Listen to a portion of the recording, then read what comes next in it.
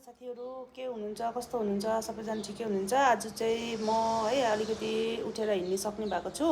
अनि यहाँ बाहिरसम्म आएर चाहिँ हाम्रो फुपू दिदी हुनुहुन्छ उहाँले चाहिँ मेरो एकदम नक्कली पारिदिनु हुँदैछ। चिटिक्क है के भन्छ सानो बच्चा जस्तो यहाँ केस बाँधिदिनु हुँदैछ यतानिर।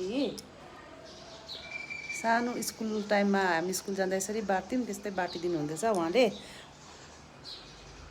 अन्तखेरि चाहिँ आज अलिकति उठेर हिँड्नु सक्ने भएको भएर चाहिँ यहाँ बाहिरसम्म आएर चाहिँ यसो उयो गरेको। मेरो चाहिँ स्पाइनको अपरेसन भएको थियो। अपरेसन भएको चाहिँ आज 8 दिन भयो।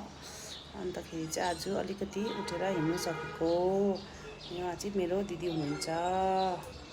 अन्तखेरि चाहिँ म चाहिँ 2 केजी मोटाइछु पनि। ओ माई गड है, हुनु त मोटै हो तर भए पनि अझै सुते हो नि त। अब उठ्नु सक्दैन स्पाइनको अपरेसन गरेको भएर।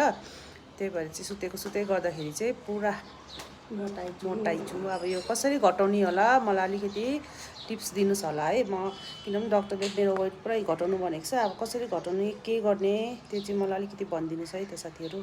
Okay by.